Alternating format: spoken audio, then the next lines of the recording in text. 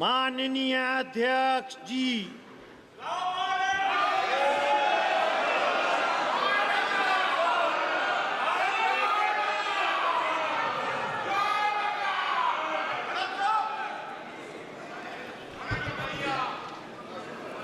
माननीय सदस्यगण, मुझे अपनी ओर से तथा सदन के माननीय सदस्यों की ओर से अंतर संसदीय संघ आईपीयू की प्रेसिडेंट और तंजानिया संयुक्त गणराज्य की नेशनल असेंबली की अध्यक्ष माननीय डॉक्टर तुलिया एक्सन का स्वागत करते हुए अत्यंत प्रसन्नता हो रही है। वे हमारी सम्मानित अतिथि के रूप में भारत की आधिकारिक यात्रा पर आई है। यह हमारे लिए खुशी की बात है कि डॉक्टर एक्सन बजट सत्र को देखने के लिए यहाँ उपस्थित है। माननीय डॉक्टर तुलिया एक्सन शुक्रवार दिनांक 19 जुलाई 2024 को भारत पहुँची। उन्होंने 21 जुलाई 2024 को आगरा का भ्रमण किया और इस समय वह विशेष बॉक्स में आसीन है। हम भारत में उनके सुखद और सफल प्रवास की कामना करते हैं। हम अंतर संसदीय संघ के प्रेसिडेंट के रूप में उनकी भूमिका के लिए सफलता की भी कामना करते हैं। उनके माध्यम से हम तंजानिया गणराज्य की संसद के सदस्यों, तंजानिया की सरकार तथा वहाँ की मित्र जनता को बधाई और शुभकामनाएं देते हैं। माननीय सदस्यगण, जैसा कि आपको समाचार भाग 2 के माध्यम से पहले ही सूचित किया जा चुका है कि माननीय वित्त मंत्री जी के बजट भाषण की प्रतियां हार्ड कॉपी के रूप में उपलब्ध कराई जाएगी। अतः बजट प्रस्तुत हो जाने के पश्चात माननीय सदस्य कृपया बजट भाषण की अपनी अपनी प्रति प्रकाशन काउंटर से प्राप्त कर लें। आपको ये भी सूचित किया जाता है कि माननीय मंत्री द्वारा बजट प्रस्तुत किए जाने के पश्चात बजट की प्रतियां आपको मेंबर्स पोर्टल के माध्यम से भी उपलब्ध करा दी जाएगी। माननीय वित्त मंत्री Shrimati Nirmala Sitharaman.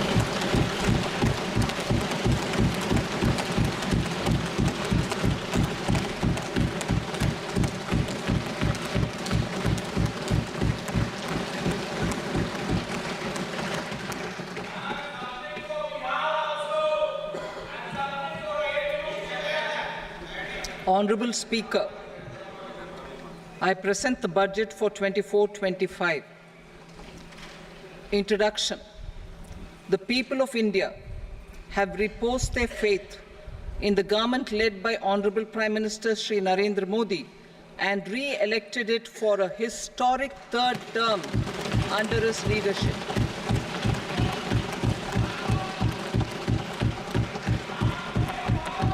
We are grateful for their support, faith, and trust in our policies. We are determined to ensure that all Indians, regardless of religion, caste, gender, and age, make substantial progress in realizing their life goals and aspirations. Global context. The global economy, while performing better than expected, is still in the grip of policy uncertainties. Elevated asset prices, political uncertainties, and shipping disruptions continue to pose significant downside risks for growth and upside risks to inflation. In this context, India's economic growth continues to be the shining exception and will remain so in the years ahead.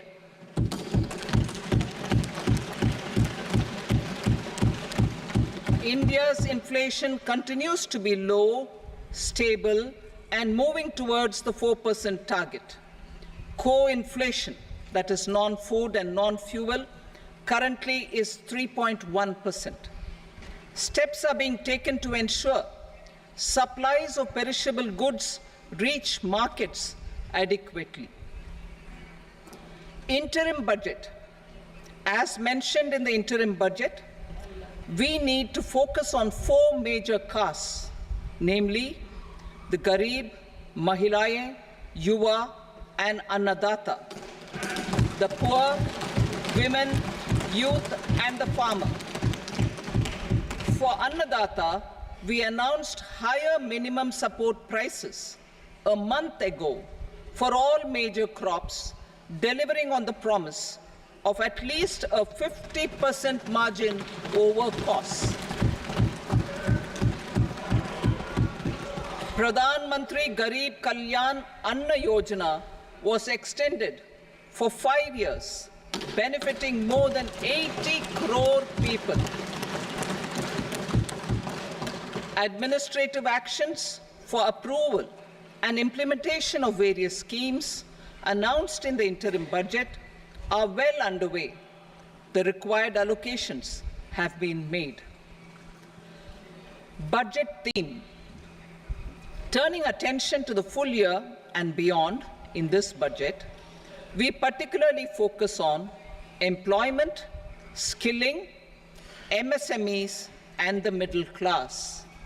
I am happy to announce the Prime Minister's package of 5 schemes and initiatives to facilitate employment, skilling, and other opportunities for 4.1 crore youth over a 5-year period, with a central outlay of 2 lakh crore rupees. I will speak about them shortly, while more details may be seen in the annexure. This year, I've made a provision of 1.48 lakh rupees, 1.48 lakh crore rupees for education, employment, and skilling. Budget priorities. The people have given a unique opportunity to our government to take the country on the path of strong development and an all-round prosperity. In the interim budget, we promise to present a detailed roadmap for our pursuit of Vikasit Bharat. In line with the strategy set out in the interim budget, this budget envisages sustained efforts on the following 9 priorities for generating ample opportunities for all. Number 1, productivity and resilience in agriculture. Number 2, employment and skilling. Number 3, inclusive human resource development and social justice. 4, manufacturing and services. 5, urban development. 6, energy security. 7, infrastructure. 8, innovation, research and development. And 9, next generation reforms. Subsequent budgets will build on these and add more priorities and actions. A more detailed formulation will be carried out as part of the economic policy framework, about which I will speak later in this speech. This budget details some of the specific actions to be initiated in the current year towards fulfillment of these priorities, with potential for transformative changes. The budget also covers some of the previously made announcements with intent to strengthen them and step up their implementation for expediting our journey towards the goal of Vikasit Bharat. Priority 1, productivity and resilience in agriculture. Transforming agricultural research. Our government will undertake a comprehensive review of the agricultural research setup to bring the focus on raising productivity and developing climate-resilient varieties. Funding will be provided in challenge mode, including to the private sector. Domain experts, both from the government and outside, will oversee the conduct of such research. Release of new varieties. New 109 high-yielding and climate-resilient varieties of 32 field and horticultural crops will be released for cultivation by farmers. Natural farming. In the next 2 years, 1 crore farmers across the country will be initiated into natural farming, supported by certification and branding. Implementation will be through scientific institutions and willing gram panchayats. 10,000 need-based bio-input resource centers will be established. Missions for pulses and oil seeds. For achieving self-sufficiency in pulses and oil seeds, we will strengthen their production, storage, and marketing. As announced in the interim budget, a strategy is being put in place to achieve Atmanirbharta for oil seeds such as mustard, groundnut, sesame, soybean, and sunflower. Vegetable production and supply chains. Large-scale clusters for vegetable production will be developed closer to major consumption centers. We will promote farmer-producer organizations, cooperatives, and startups for vegetable supply chains, including for collection and storage and marketing. Digital public infrastructure for agriculture. Buoyed by the success of the pilot project, our government, in partnership with the states, will facilitate the implementation of the digital public infrastructure in agriculture for coverage of farmers and their lands in 3 years. During this year, digital crop survey for Kharif using the DPI will be taken up in 400 districts. The details of 6 crore farmers and their lands will be brought into the farmer and land registries. Further, the issuance of Jan Samarth based Kisan credit cards will be enabled in 5 states. Shrimp production and export. Financial support for setting up a network of nucleus breeding centers for shrimp brood stocks will be provided. Financing for shrimp farming, processing, and export will be facilitated through NABARD. National cooperation policy. Our government will bring out a national cooperation policy for systematic, orderly, and all-round development of the cooperative sector, fast-tracking growth of rural economy and generation of employment opportunities on a large scale will be the policy goal. This year, I have made a provision of 1.52 lakh crore rupees for agriculture and allied sectors.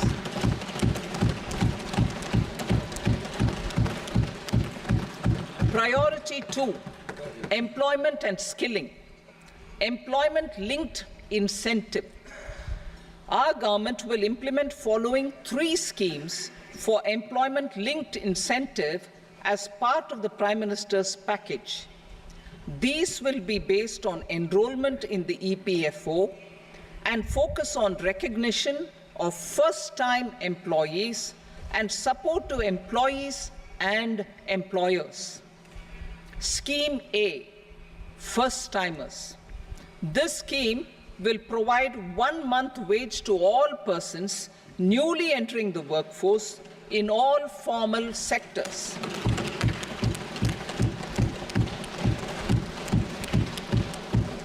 Direct benefit transfer of 1 month's salary in 3 installments to first-time employees as registered in the EPFO will be up to 15,000 rupees. The eligibility limit will be a salary of 1 lakh per month. The scheme is expected to benefit 210 lakh youths.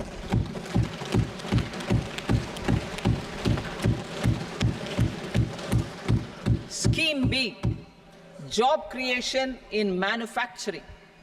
This scheme will incentivize additional employment in the manufacturing sector linked to the employment of first-time employees. An incentive will be provided at specified scale directly both to the employee and the employer with respect to the EPFO contribution in the first 4 years of employment. The scheme is expected to benefit 30 lakh youth entering employment and their employers.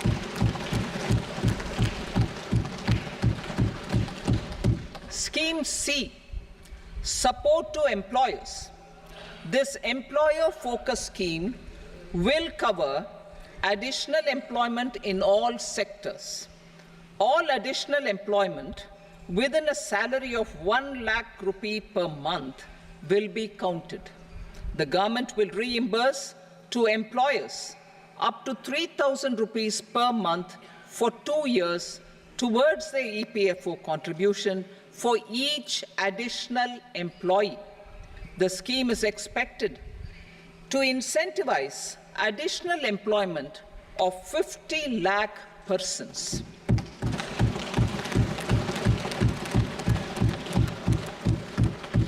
Participation of women in the workforce. We will facilitate higher participation of women in the workforce through setting up of working women hostels in collaboration with industry and establishing creches. In addition, the partnership will seek to organize women-specific skilling programs and promotion of market access for women SHG enterprises. Skilling program. I'm happy to announce a new centrally sponsored scheme as the fourth scheme under the Prime Minister's package for skilling in collaboration with state governments and industry. 20 lakh youth will be skilled over a 5-year period.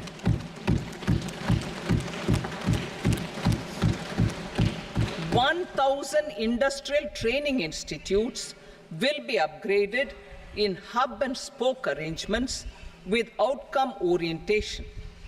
Course content and design will be aligned to the skill needs of industry, and new courses will be introduced for emerging needs." Skilling loans.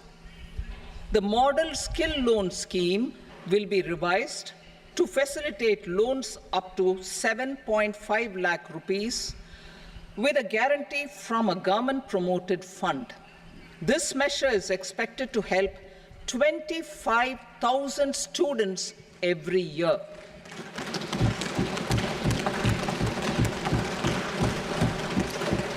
Education loans. For helping our youth who have not been eligible for any benefit under government schemes and policies, I am happy to announce a financial support for loans up to 10 lakh rupees for higher education in domestic institutions.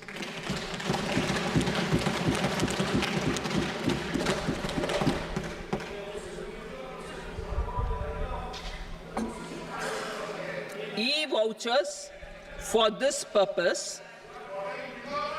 E-vouchers for this purpose will be given directly to 1 lakh students every year for annual interest subvention of 3% of the loan amount.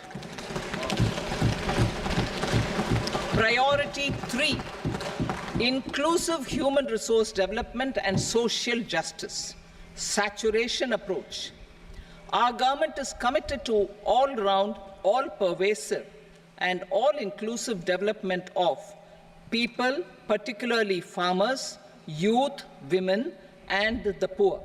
For achieving social justice comprehensively, the saturation approach of covering all eligible people through various programs, including those for education and health, will be adopted to empower them by improving their capabilities.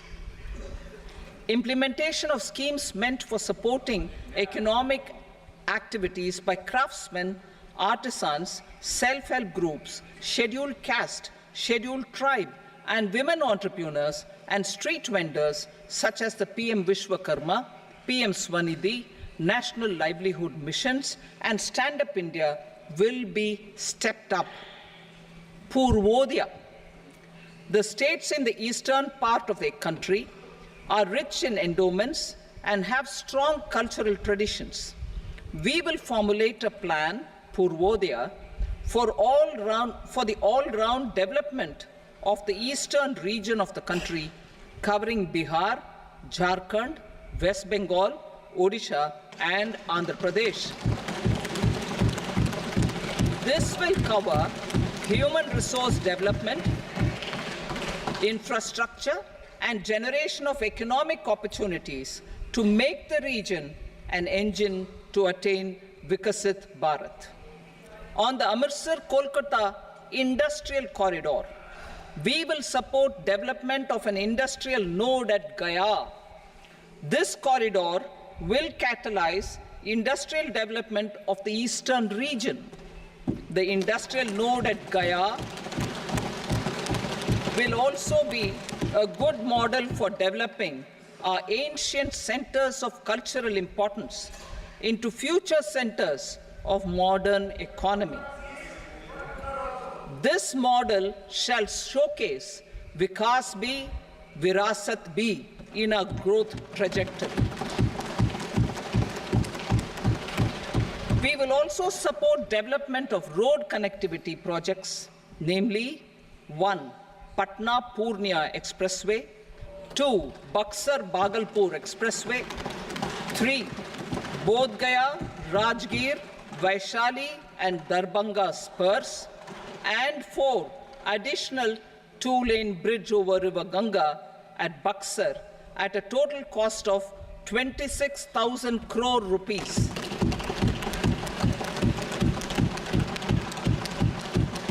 Power projects, including setting up of a new 2,400 megawatt power plant at Pir Painti, will be taken up at a cost of 21,400 crore rupees. New airports, medical colleges, and sports infrastructure in Bihar will be constructed. An additional allocation to support capital investments will be provided. The requests of Bihar government for external assistance from multilateral development banks will be expedited.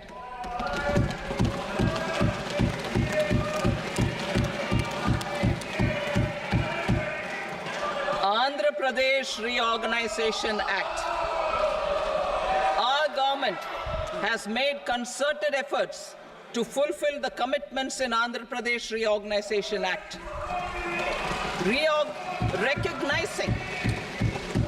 Recognizing the state's need for the capital, recognizing the state's need for a capital, we will facilitate special financial support through multilateral development agencies. In the current financial year, 15,000 crore rupees will be arranged with additional amounts in future years.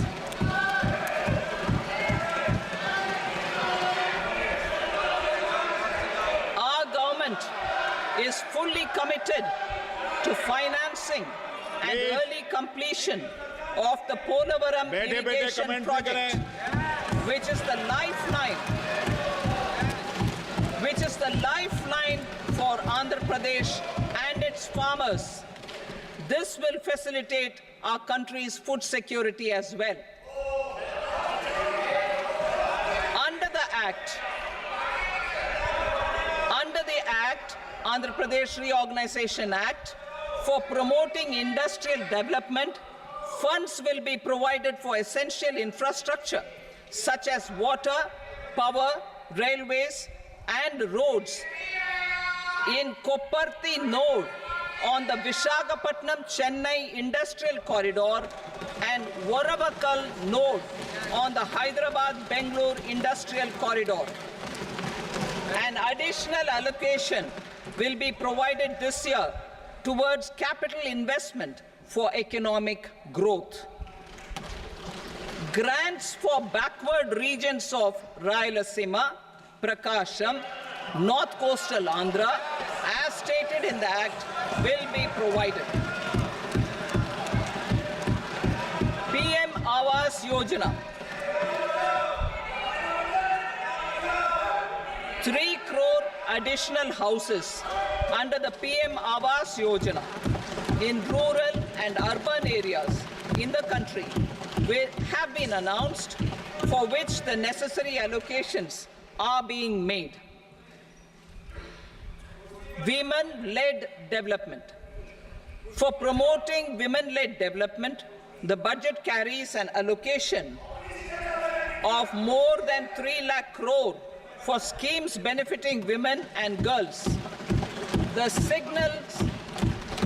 signals our government's commitment for enhancing women's role in economic development. Pradhan Mantri Janjatiya Unnat Gram Abhiyan. For improving the socio-economic condition of tribal communities, we will launch the Pradhan Mantri Janjatiya Unnat Gram Abhiyan by adopting saturation coverage for tribal families in tribal majority villages and aspirational districts.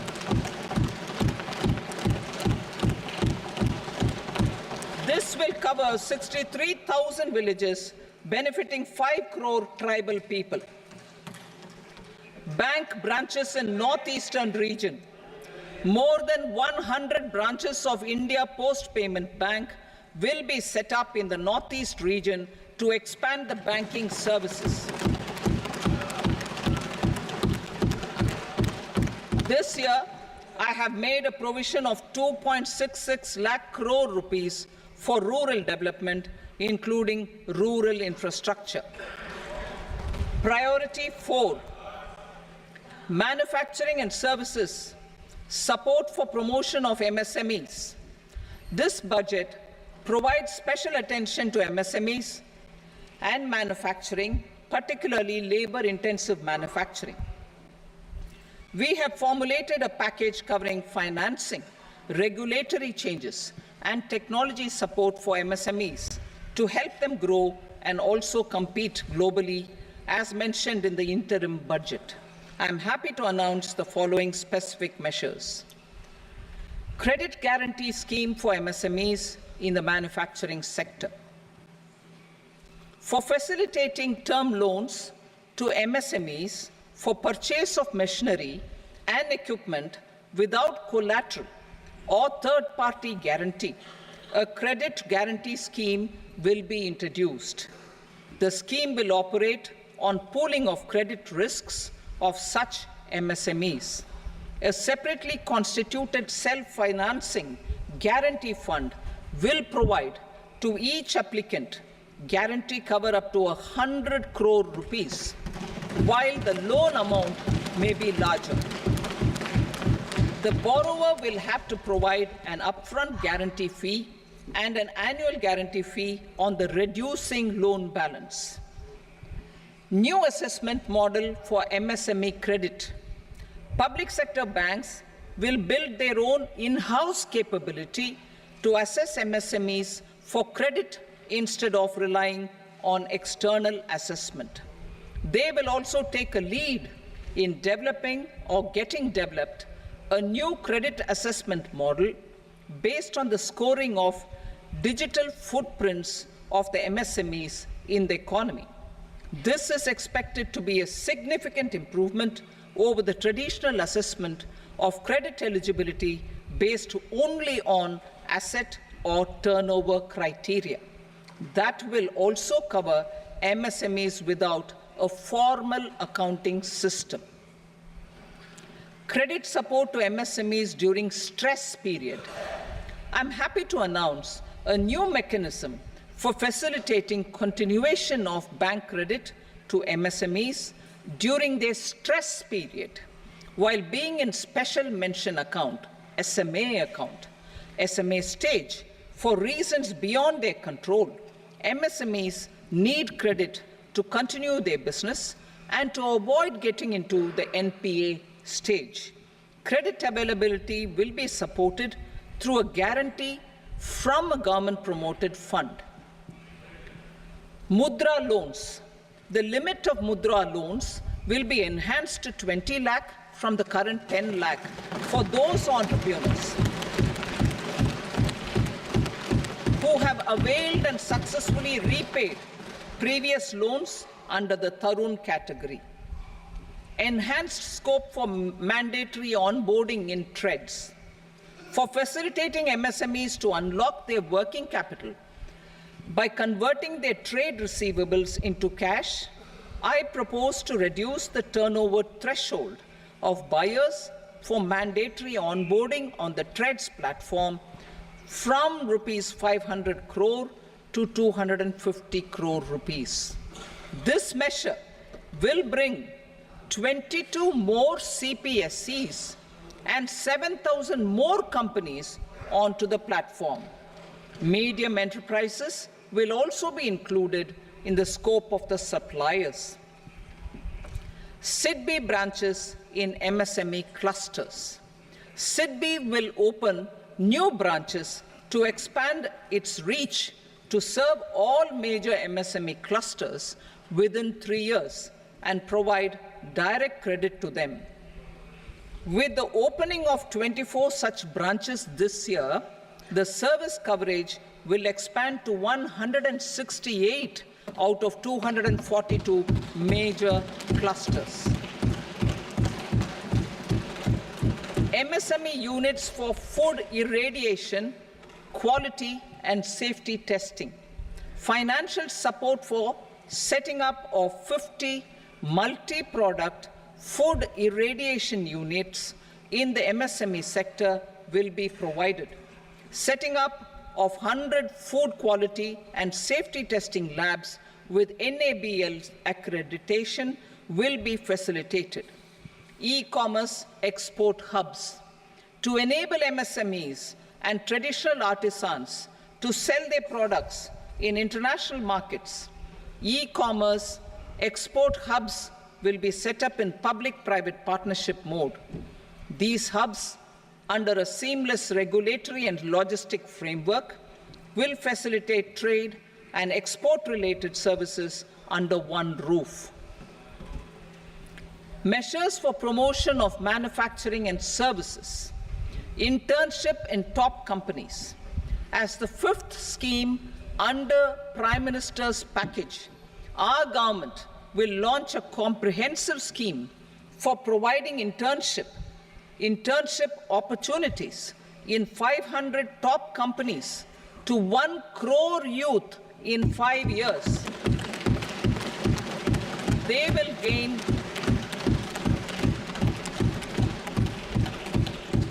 will gain exposure for 12 months to real-life business environment, varied professions, and employment opportunities. An internship allowance of 5,000 per month, 5,000 rupees per month, along with a one-time assistance of 6,000 rupees will be provided. Companies will be expected to bear the training cost and 10% of their internship cost from their CSR funds. Industrial parks. Our government will facilitate development of investment-ready, plug-and-play industrial parks with complete infrastructure in or near 100 cities in partnership with the states and private sector by better using town planning schemes. 12 industrial parks under the National Industrial Corridor Development Program also will be sanctioned.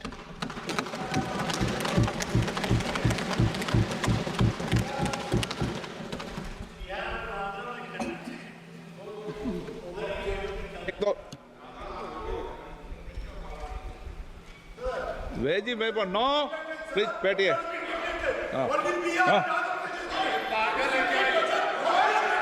Rental housing.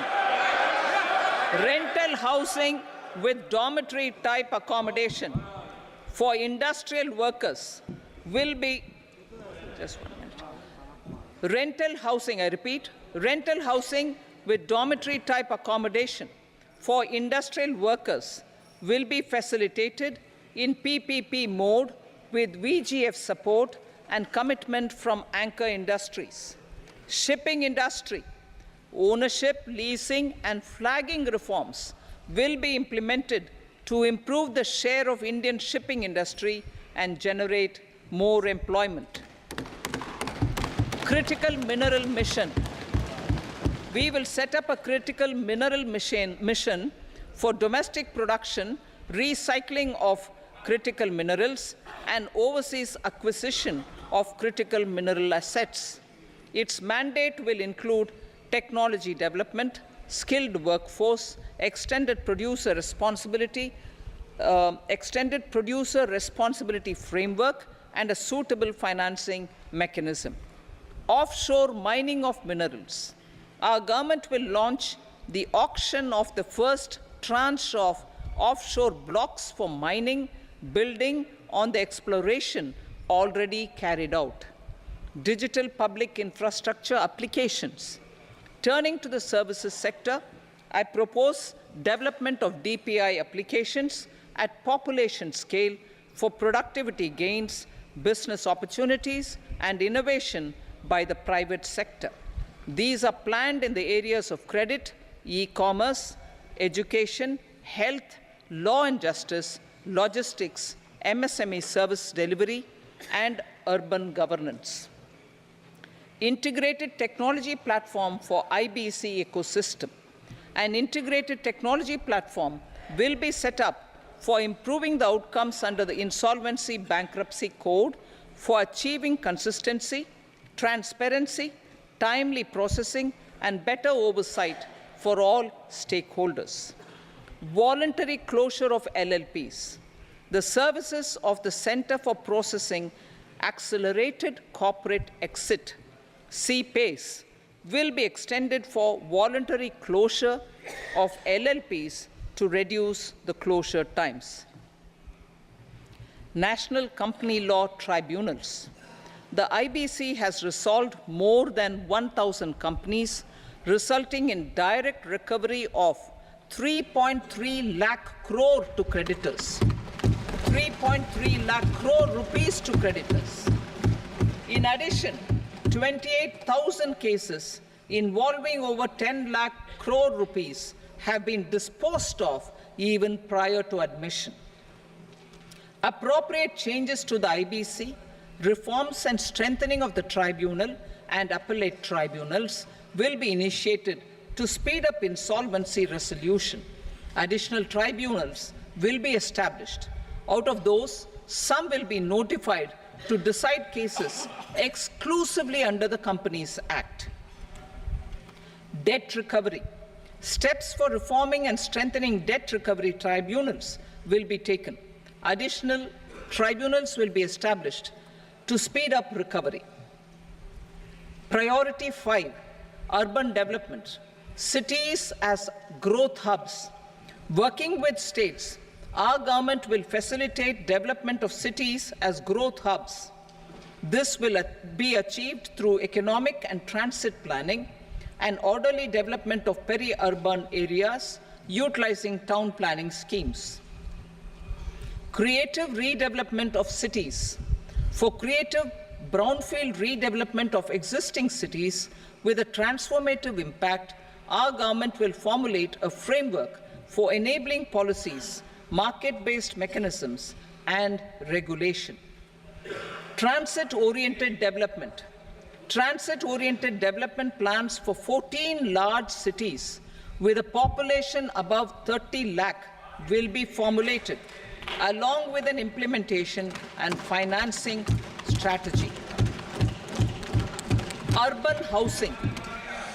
Under the PM Awas Yojana, Urban 2.0, housing needs of 1 crore urban poor and middle-class families will be addressed with an investment of 10 lakh crore rupees. This will include the central assistance of 2.2 lakh crore rupees in the next 5 years. A provision of interest subsidy to facilitate loans at affordable rates is also envisaged. In addition, enabling policies and regulations for efficient and transparent rental housing markets with enhanced availability will also be put in place. Water supply and sanitation.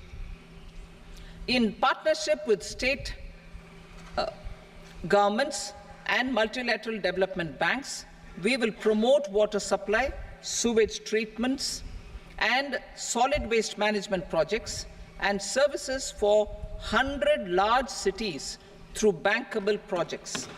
These projects will also envisage use of treated water for irrigation and filling up of tanks in nearby areas. Street markets. Building on the success of PM Swanidhi scheme in transforming the lives of street vendors, our government envisions a scheme to support each year over the next 5 years the development of 100 weekly hearts or street food hubs in select cities. Stamp duty. We will encourage states which continue to charge high stamp duty to moderate the rates for all and also consider further lowering duties for properties purchased by women. This reform will be made an essential component of urban development schemes. Priority 6, energy security, energy transition. In the interim budget, I had announced our strategy to sustain high and more resource-efficient economic growth, along with the energy security in terms of availability, accessibility, and affordability. We will bring out a policy document on appropriate energy transition pathways that balances the imperatives of employment, growth, and environmental sustainability. PM Surya Ghar Muft Bijli Yojana. PM Surya Ghar Muft Bijli Yojana. In line with the announcement in the interim budget,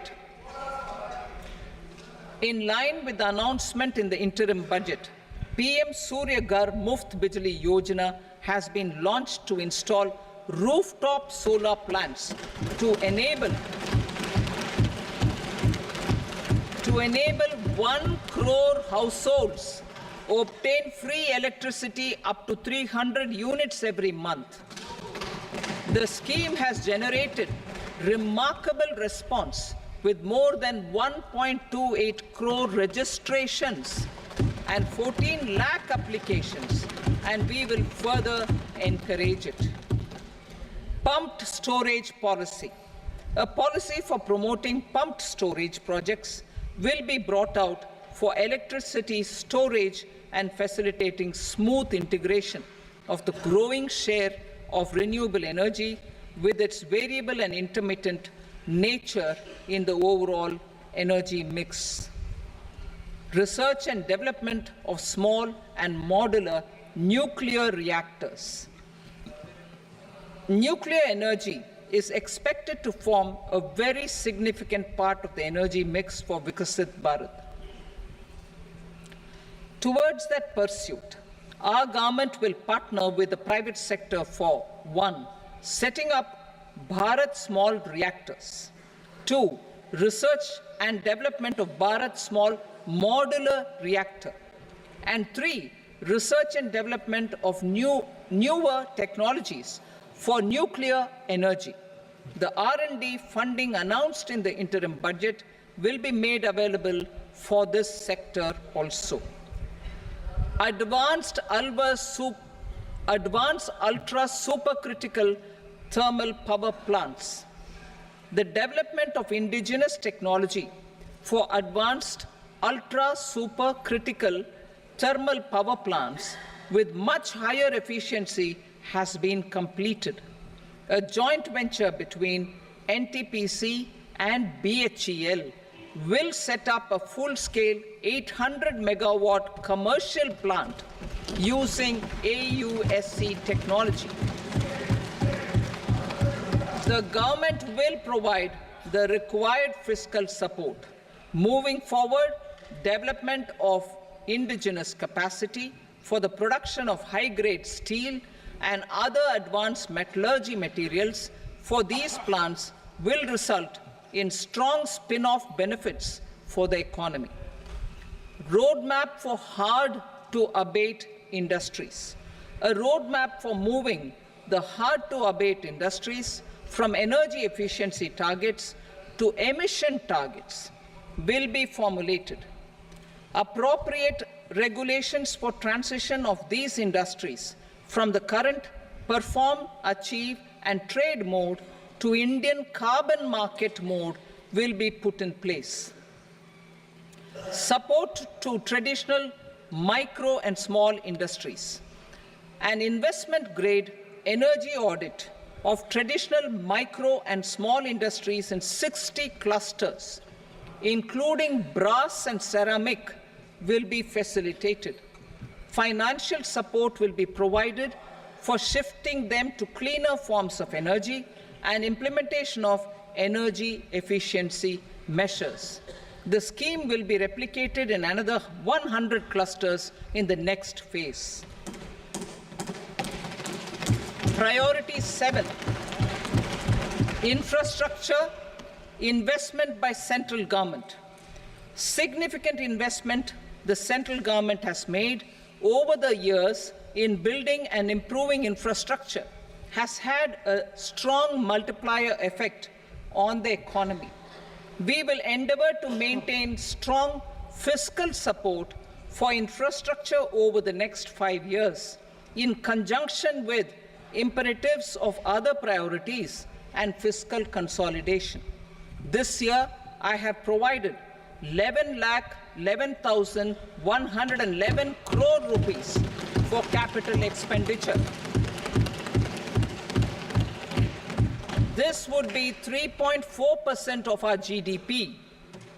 Infrastructure investment by state governments.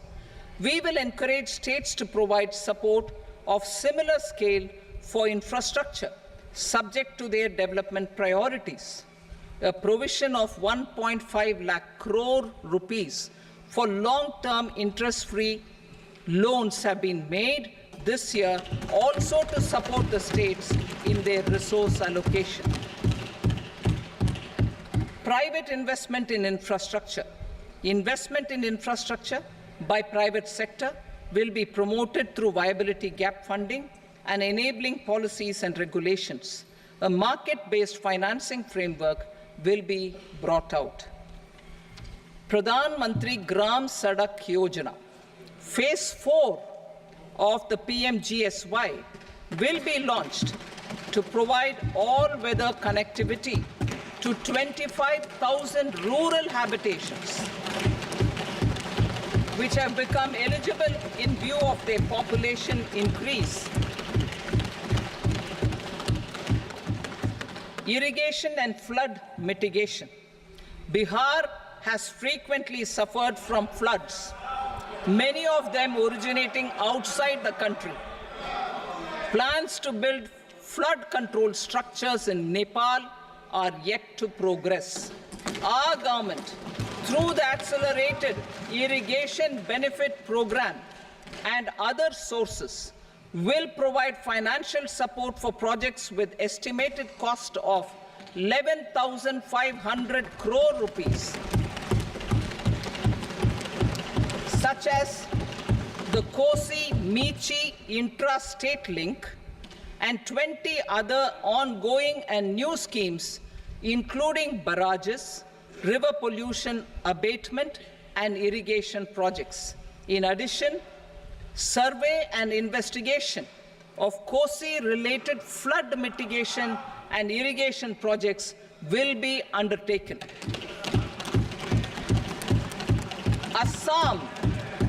Assam grapples with floods every year by the Brahmaputra River and its tributaries. originating outside India.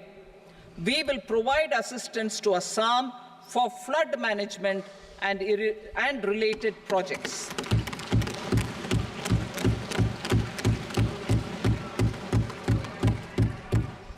Himachal Pradesh suffered extensive losses due to floods last year.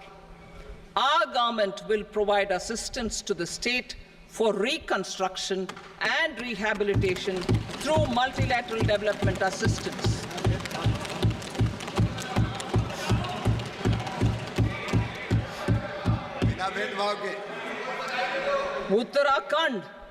Uttarakhand too suffered losses due to cloudbursts and massive landslides. We will provide assistance to the state. Recently, Sikkim witnessed devastating flash floods and landslides that wreaked havoc across the state. Our government will provide assistance to the state. Tourism has always been a part of our civilization. Our efforts in positioning India as a global tourist destination will also create jobs, stimulate investments, and unlock economic opportunities for other sectors. In addition to the measures outlined in the interim budget, I propose the following measures. Vishnupad Temple at Gaya and Mahabodhi Temple at Bodh Gaya in Bihar are of immense spiritual significance. Comprehensive development of Vishnupad Temple Corridor and Mahabodhi Temple Corridor will be supported, modeled on the successful Kashi Vishwanath Temple Corridor to transform them into world-class pilgrim and tourist destinations. Rajgir holds immense religious significance for Hindus, Buddhists, and Jains. The 20th Tirthankara Muniswarata Temple in the Jain temple complex is ancient. The Saptarishi, or the 7 hot springs, form a warm water Brahmkund that is sacred. A comprehensive development initiative for Rajgir will be undertaken. Our government will support the development of Nalanda as a tourist center, besides reviving Nalanda University to its glorious stature. Odisha's scenic beauty, temples, monuments, craftsmanship, wildlife sanctuaries, natural landscapes, and pristine beaches make it an ultimate tourism destination. Our government will provide assistance for their development to Odisha as well. Priority 8, innovation, research, and development. We will operationalize the Anusandhan National Research Fund for basic research and prototype development. Further, we will set up a mechanism for spurring private sector-driven research and innovation at commercial scale, with a financing pool of 1 lakh crore rupees in line with the announcement in the interim budget. Space economy. With our continued emphasis on expanding the space economy by 5 times in the next 10 years, a venture capital fund of 1,000 crore rupees will be set up. Priority 9, next generation reforms. Economic policy framework. We will formulate an economic policy framework to delineate the overarching approach to economic development and set the scope of the next generation of reforms for facilitating employment opportunities and sustaining high growth. Our government will initiate and incentivize reforms for 1. Improving productivity of factors of production, and 2. Facilitating markets and sectors to become more efficient. These reforms will cover all factors of production, namely land, labor, capital, and entrepreneurship, and technology as an enabler of improving total factor productivity and bridging inequality. Effective implementation of several of these reforms requires collaboration between the center and the states, and building consensus as development of the country lies in development of the states. For promoting competitive federalism and incentivizing states for faster implementation of reforms, I propose to earmark a significant part of the 50-year interest-free loan. Working with the states, we will initiate the following reforms.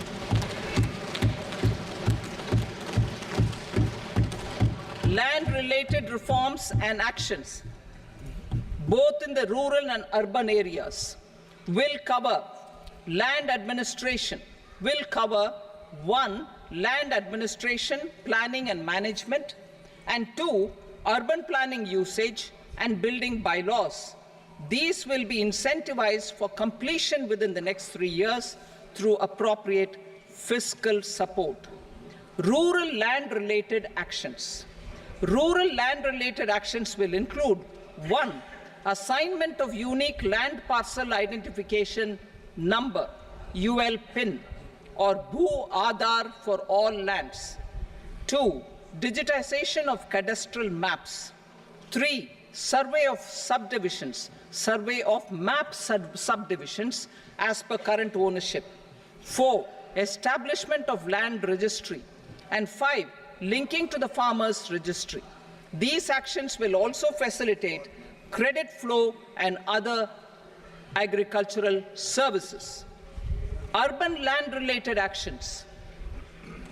Land records in urban areas will be digitized with GIS mapping. An IT-based system for property record administration, updating, and tax administration will be established. These will also facilitate improving the financial position of urban local bodies. Labor-related reforms. Services to labor. Our government will facilitate the provision of a wide array of services to labor, including those for employment and skilling. A comprehensive integration of e-Shram portal with other portals will facilitate such one-stop solution. Open architecture databases for the rapidly changing labor market, skill requirements, and available job roles, and a mechanism to connect job aspirants with potential employers and skill providers will be covered in these services. Shram Suvidha and Samadhan portal. Shram Suvidha and Samadhan portal will be revamped to enhance ease of compliance for industry and trade. Capital and entrepreneurship-related reforms, financial sector vision and strategy. For meeting financing needs of the economy, our government will bring out a financial sector vision and strategy document to prepare the sector in terms of size, capacity, and skills. This will set the agenda for the next 5 years and guide the work of the government, regulators, financial institutions, and market participants. Taxonomy for climate finance. We will develop taxonomy for climate finance for enhancing the availability of capital for climate adaptation and mitigation. This will support achievement of the country's climate commitments and green transition. Variable capital company structure. We will seek the required legislative approval for providing an efficient and flexible mode for financing leasing of aircrafts and ships and pooled funds of private equity through a variable company structure. Foreign direct investments and overseas investment. The rules and regulations for foreign direct investment and overseas investments will be simplified to 1. Facilitate foreign direct investments, 2. Nudge prioritization, and 3. Promote opportunities for using Indian rupee as a currency for overseas investment. NPS Vatsalya. NPS Vatsalya, a plan for contribution by parents and guardians for minors, will be started. On attaining the age of majority, the plan can be converted seamlessly into a normal NPS account. Use of technology. We have successfully used technology for improving productivity and bridging inequality in our economy during the past 10 years. Public investment in digital infrastructure and innovations by the private sector have helped in improving access of all citizens, particularly the common people, to market resources, education, health and services. We will step up adoption of technology towards digitalization of the economy. Ease of doing business. For enhancing ease of doing business, we are already working on the Jan Vishwas Bill 2.0. Further, states will be incentivized for implementation of the business reforms, action plans, and digitalization. Data and statistics. For improving data governance, collection, processing and management of data and statistics, different sectoral databases, including those established under the Digital India Mission, will be utilized with active use of technology tools. New pension scheme. The committee to review the NPS has made considerable progress in its work. I'm happy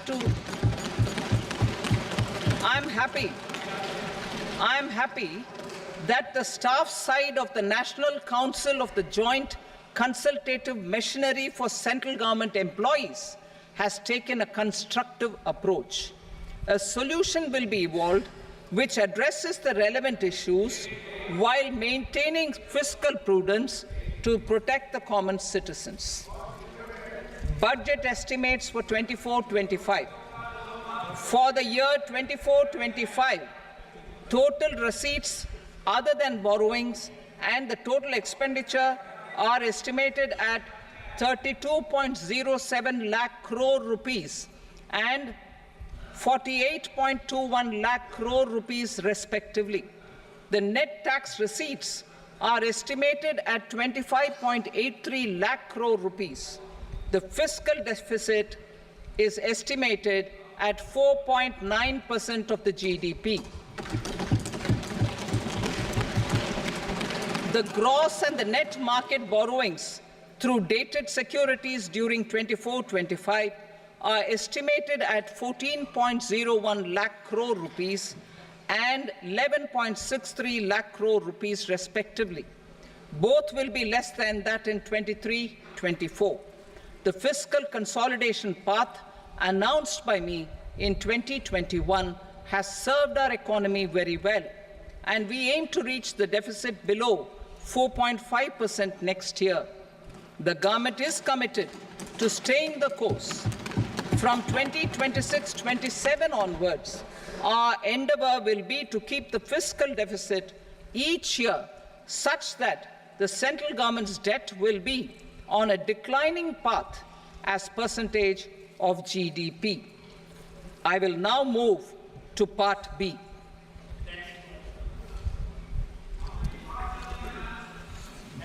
Indirect taxes. Sir, I start with GST.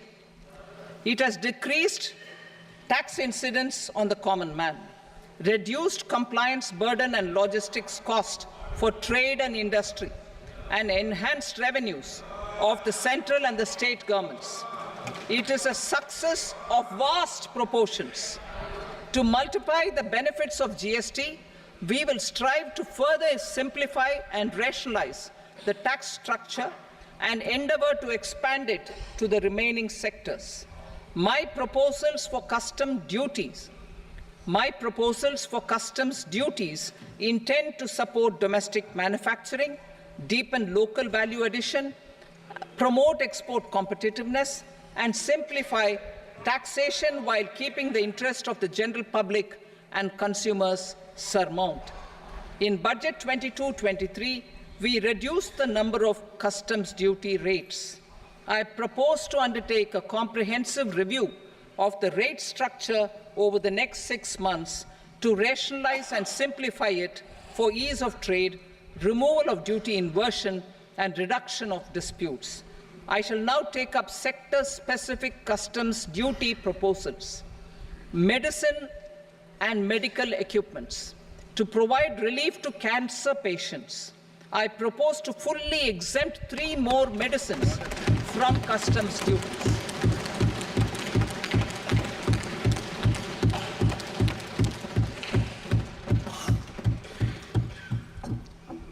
I also propose changes in the BCD on X-ray tubes and flat panel detectors for use in medical X-ray machines under the phased manufacturing program so as to synchronize them with the domestic capacity addition.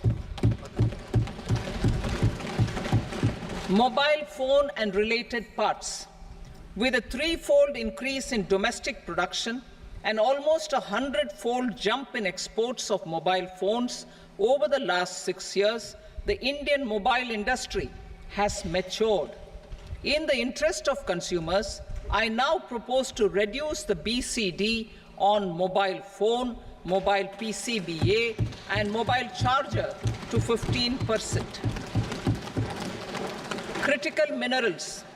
Minerals such as lithium, copper, cobalt, and rare earth elements are critical for sectors like nuclear energy, renewable energy, space, defense, telecommunications, and high-tech electronics. I propose to fully exempt customs duties on 25 critical minerals and reduce BCD on 2 of them. This will provide a major fillip to the processing and refining of such minerals and help secure their availability for these strategic and important sectors. Solar energy. Energy transition is critical in the fight against climate change. To support energy transition, I propose to expand the list of exempted capital goods for use in the manufacture of solar cells and panels in the country. Further, in view of sufficient domestic manufacturing capacity of solar gas, glass, and tinned copper interconnect, I propose not to extend the exemption of custom duties provided to them. Marine products. India's seafood exports in the last financial year touched an all-time high of more than 60,000 crores of rupees. Frozen shrimp accounted for about 2/3 of these exports. To enhance their competitiveness, I propose to reduce BCD on certain broodstock, polychaete worms, shrimp, and fish feed to 5%. I also propose to exempt customs duty on various inputs for manufacture of shrimp and fish feed. Leather and textile. Similarly, to enhance the competitiveness of exports in the leather and textile sectors, I propose to reduce BCD on real down-filling material from duck or goose. I am also making additions to the list of exempted goods for manufacture of leather and textile garments, footwear, and other leather articles for export. To rectify inversion in duty, I propose to reduce BCD subject to conditions on methylene diphenyl diisocyanate, MDI, for manufacture of spandex yarn from 7.5 to 5%. Furthermore, the export duty structure on raw hides, skin, and leather is proposed to be simplified and rationalized. Precious metals. To enhance domestic value addition in gold and precious metal jewelry, in the country, I propose to reduce customs duties on gold and silver to 6% and that of platinum to 6.4%. Other metals, steel and copper, are important raw materials. To reduce their cost of production, I propose to remove the BCD on ferronickel and blister copper. I am also continuing with nil BCD on ferrous scrap and nickel cathode and concessional BCD of 2.5% on copper scrap. Electronics. To increase value addition in the domestic electronics industry, I propose to remove the BCD subject to conditions on oxygen-free copper for manufacture of resistors. I also propose to exempt certain parts for manufacture of connectors. Chemicals and petrochemicals. To support existing and new capacities in the pipeline, I propose to increase the BCD on ammonium nitrate from 7.5% to 10%. Plastics.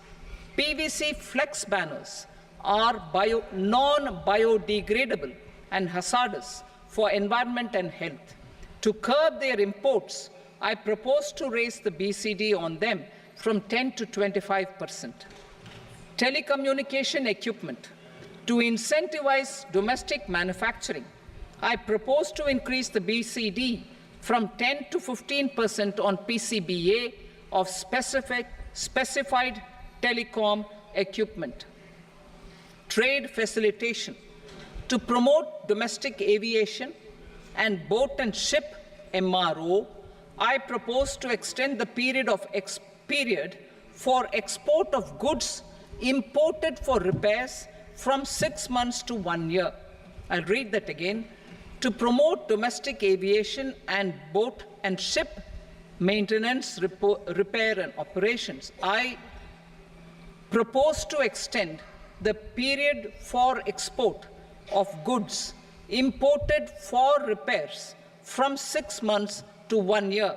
In the same vein, I propose to extend the time limit for re-import of goods for repairs under warranty from 3 to 5 years. I now move to direct taxes. We will continue our efforts to simplify taxes, improve taxpayer services, provide tax certainty, and reduce litigation while enhancing revenues for funding the development and welfare schemes of the government. It has been our endeavor to simplify taxation. We have taken a number of measures in the last few years, including introduction of simplified tax regimes without exemptions and deductions for corporate tax and for personal income tax. This has been appreciated by taxpayers. 58% of corporate tax came from the simplified tax regime in the financial year 22-23. Similarly, as per data available till now, for the last fiscal, more than 2/3 have availed the new personal income tax regime. Comprehensive review of the Income Tax Act. I am now announcing a comprehensive review of the Income Tax Act 1961. The purpose is to make the Act concise, lucid, easy to read and understand. This will reduce disputes and litigation, thereby providing tax certainty to the taxpayers. I will also bring down the demand embroiled in litigation. It is proposed to be completed in 6 months. A beginning is being made in the finance bill by simplifying the tax regime for charities, tedious rate structures, provisions of reassessment and such provisions, and capital gains taxation. Simplification for charities and tedious. The two tax exemption regimes for charities are proposed to be merged into one. The 5% tedious rate on many payments is being merged into the 2% tedious rate, and the 20% tedious rate on repurchase of units by mutual funds or UTI is being withdrawn. TDS rate on e-commerce operators is proposed to be reduced from 1 to 0.1%. Moreover, credit of TCS is proposed to be given in the TDS to be deducted on salary. Further, I propose to decriminalize delay for payment of TDS up to the due date of filing statement for the same. I also plan to provide a standard operating procedure for TDS defaults and simplify and rationalize the compounding guidelines for such defaults. Simplification of reassessment. I propose to thoroughly simplify the provisions for reopening and reassessment. An assessment hereinafter can be reopened beyond 3 years from the end of the assessment year only if the escaped income is 50 lakh rupees or more, up to a maximum period of 5 years from the end of the assessment year. Even in such cases, a time limit of 6 years before the year of the search, as against the existing time limit of 10 years, is being proposed. This will reduce tax uncertainty and disputes. Simplification and rationalization of capital gains. Capital gains taxation is also proposed to be hugely simplified. Short-term gains on certain financial assets shall henceforth attract a tax rate of 20%, while that on all other financial assets and all non-financial assets shall continue to attract the applicable tax rate. Long-term gains on all financial and non-financial assets, on the other hand, will attract a tax rate of 12.5%. For the benefit of the lower and the middle income classes, I propose to increase the limit of exemption of capital gains on certain financial assets to 1.25 lakh rupees per year. Listed financial assets held for more than a year will be classified as long-term, while unlisted financial assets and all non-financial assets will have to be held for at least 2 years to be classified as long-term. Unlisted bonds and debentures, debt mutual funds, and market-linked debentures, irrespective of holding period, however, will attract tax on capital gains at applicable rates. Taxpayer services. All the major taxpayer services under GST and most services under customs and income tax have been digitalized. All remaining services of customs and income tax, including rectification and order giving effect to appellate orders, shall be digitalized and made paperless over the next 2 years. Litigation and appeals. While our concerted efforts to reduce pendency of appeals at various appellate fora are beginning to show good results, it will continue to engage our highest attention. To dispose of the backlog of first appeals, I plan to deploy more officers to hear and decide such appeals, especially those with large tax effect. For resolution of certain income tax disputes pending an appeal, I am also proposing Vivad Se Vishwas Scheme 2024. Further, I propose to increase monetary limits for filing appeals related to direct taxes, excise, and service tax in the tax tribunals, high courts, and Supreme Court to 60 lakh rupees, 2 crore rupees, and 5 crore respectively. With a view to reduce litigation and provide certainty in international taxation, we will expand the scope of safe harbor rules and make them more attractive. We will also streamline the transfer pricing assessment procedure. Employment and investment. I have a few proposals to promote investment and foster employment. First of all, to bolster the Indian startup ecosystem, boost the entrepreneurial spirit, and to support innovation, I propose to abolish the so-called angel tax for all classes of investors. Second, there is tremendous potential for cruise tourism in India. To give a fillip to this employment-generating industry, I am proposing a simpler tax regime for foreign shipping companies operating domestic cruises in the country.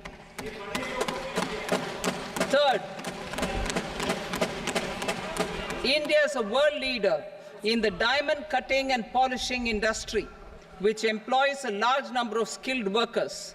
To further promote the development of this sector, we would provide for safe harbor rates for foreign mining companies selling raw diamonds in the country. Fourth, to attract foreign capital for our development needs, I propose to reduce the corporate tax rate on foreign companies from 40 to 35%. Deepening the tax base. I have a couple of proposals for deepening the tax base. First, security transaction tax on futures and options of securities is proposed to be increased to 0.02% and 0.1% respectively. Second, for reasons of equity, I propose to tax income received on buyback of shares in the hands of recipients. Other proposals: to improve social security benefits, deduction of expenditure by employers towards NPS is proposed to be increased from 10 to 14% of the employee's salary. Similarly, deduction of this expenditure up to 14% of salary from the income of employees in private sector, public sector banks and undertakings opting for the new tax regime is proposed to be provided. Indian professionals working in multinationals get ESOPs and invest in social security schemes and other movable assets abroad. Non-reporting of such small foreign assets has penal consequences under the Black Money Act. Such non-reporting of movable assets up to 20 lakh rupees is proposed to be depenalized. Other major proposals in the finance bill relate to withdrawal of equalization levy of 2%, expansion of tax benefits to certain funds and entities in IFSCs, and immunity from penalty and prosecution to Benamidar on full and true disclosure so as to improve conviction under the Benami Transaction Prohibition Act 1988. Personal income tax.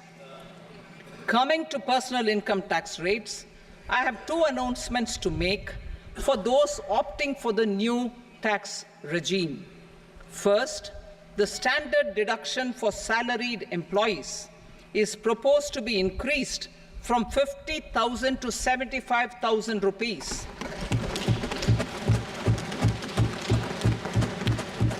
Similarly, deduction on family pension for pensioners is proposed to be enhanced from 15,000 to 25,000 rupees.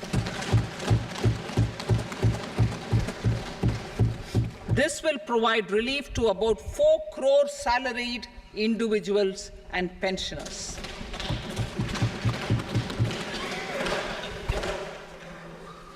Second, in the new tax regime, the tax rate structure is proposed to be revised as follows: 0 to 3 lakh rupees, nil; 3 to 7 lakh rupees, 5%; 7 to 10 lakh rupees, 10%; 10 to 12 lakh rupees, 15%; 12 to 15 lakh rupees, 20%; and above 15 lakh rupees, 30%.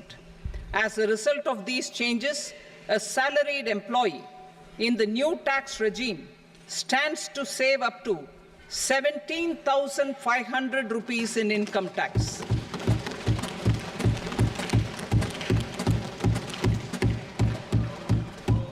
Apart from these, I am also making some other changes as given in the annexure.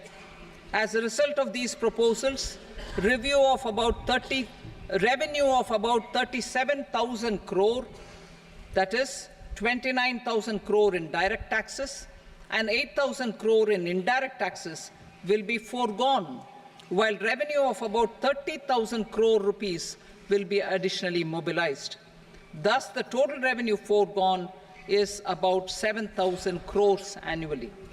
Mr. Speaker, sir, with this, I commend the budget to this august House. Jai Hind.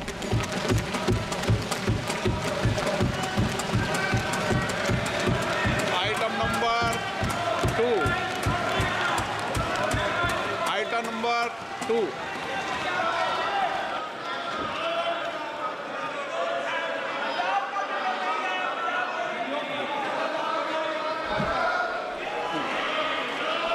Sir, with your permission, I rise to lay on the table the following statements under Section 3 of the Fiscal Responsibility and Budget Management, FRBM Act 2003, Medium-Term Fiscal Policy cum Fiscal Policy Strategy Statement and Macroeconomic Framework Statement. Item number 3. Sir, with your permission, I rise to move for leave to introduce the Finance Number 2 Bill 2024. प्रश्न ये कि विधेयक को पुनर्स्थापित करने की अनुमति प्रदान की जाए। जो सदस्य इसके पक्ष में हाँ कहें, जो सदस्य विरोध में ना कहें। मेरे विचार में निर्णय हाँ वालों के पक्ष में अनुमति प्रदान की जाती है। माननीय मंत्री जी, अब विधेयक पुनर्स्थापित करें। Sir, I introduce the bill. Item number 4. The Union Territory of Jammu and Kashmir budget. Sir, I rise to present a statement, Hindi and English versions, of the estimated receipts and expenditure of the Union Territory of Jammu and Kashmir for the year 24-25. सभा की कार्रवाई कल बुधवार दिनांक 24 जुलाई 2024 को प्राप्त 11 बजे तक के लिए स्थगित की जाती है।